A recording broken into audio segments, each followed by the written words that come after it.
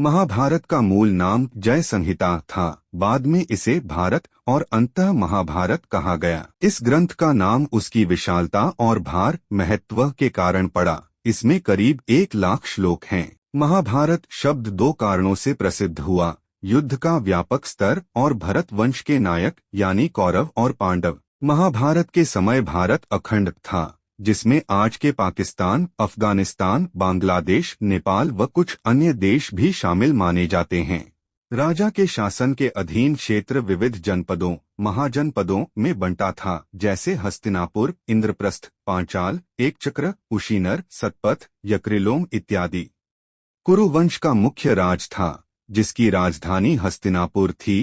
पांडवों की राजधानी इंद्रप्रस्थ थी। प्रमुख राजवंश कुरुवंश, कौरव और पांडव तथा उनके संग दूसरे क्षेत्रीय राजा जैसे मत्स्य, पंचाल, मगध, कुशीनर। राजा युद्धवीर, विद्वान और नीतिपरायण थे। वे जनता के कल्याण के लिए कार्य करते थे। मंत्रिपरिषद और ब्राह्म परिषद की सलाह आवश्यक थी। वेदों की संहिताओं में वरुण को न्याय का देवता माना गया। राजा वरुण का प्रतिनिधि होता था। दंड के 8 प्रकार थे और राजा भी कानून से बंधा था। मनमानी की अनुमति नहीं थी।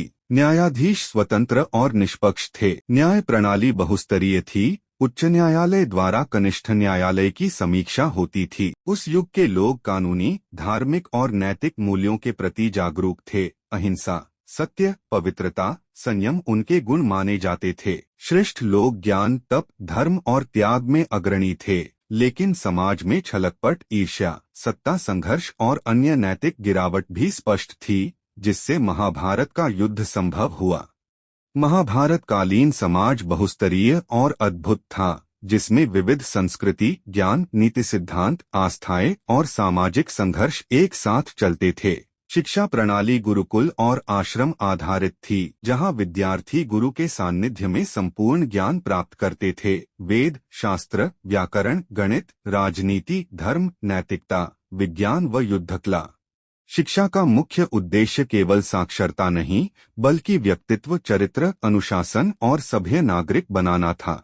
उच्च शिक्षा के लिए राजकुमारों एवं योग्य व्यक्तियों को विशेष प्रशिक्षण मिलता था। स्त्रियों के लिए भी शिक्षा के अधिकार का उल्लेख है। शस्त्र और अस्त्र विद्या का प्रशिक्षण सर्वप्रथम गुरुकुलों और अखाड़ों में होता था, जिसमें धनुषबाण, तलवारबाजी, गदा, भाला, चक्र एवं दिव्य अस्त्र सिखाए जाते थे।